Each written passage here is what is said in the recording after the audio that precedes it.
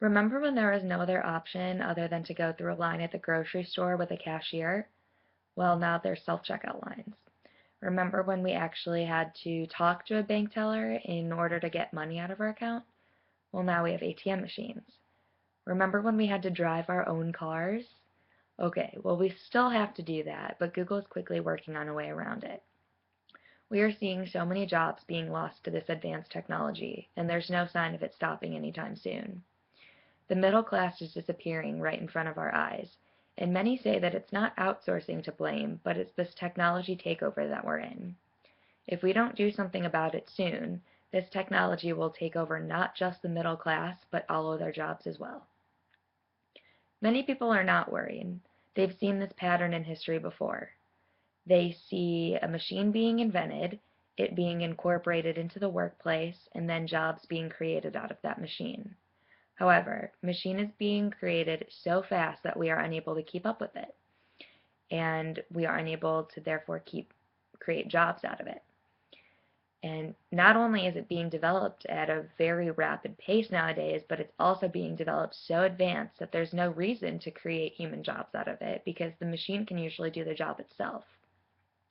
David H. Otter and David Dorn, writers for the New York Times, state that the decline in cost of computing has created huge incentives for employers to have machines doing jobs instead of expensive human labor. This is exactly what companies have been looking for, a cheaper way to have jobs done. Why pay a yearly salary when you can just pay a one-time fee of having a machine and it can do that job for until it breaks with just, little maintenance fees here and there along the way. This is why we are seeing such a decline in these types of jobs. It's because machines are taking over the middle class. If we stand by and do nothing, we will then create a huge gap between the higher and lower class jobs.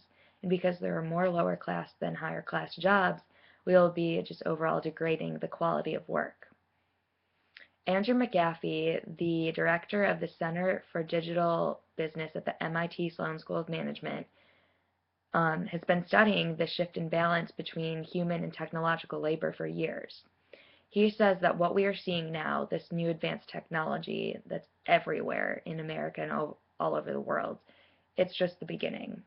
What we are going to see in years to come is going to be extraordinary and things that we can't even imagine right now. And he says that just the growth has been, and he knows this because the growth in technology has been exponential. I mean, who's to say what we can do in 20 years, let alone 100? Google's new self-driving car and a restaurant in Harbin, China that employs 20 robots and robots only is just the beginning. If we are developing this kind of stuff now, who's to say what we can do in years to come? They may be able to do jobs that doctors and lawyers can do now.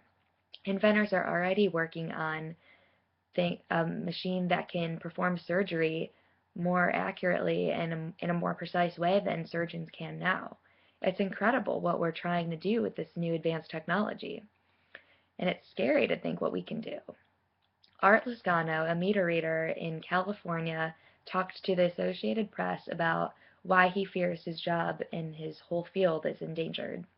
He said in 6 years ago, the company employed 50 full-time meter readers in his department, and in 2013, the department employed 6.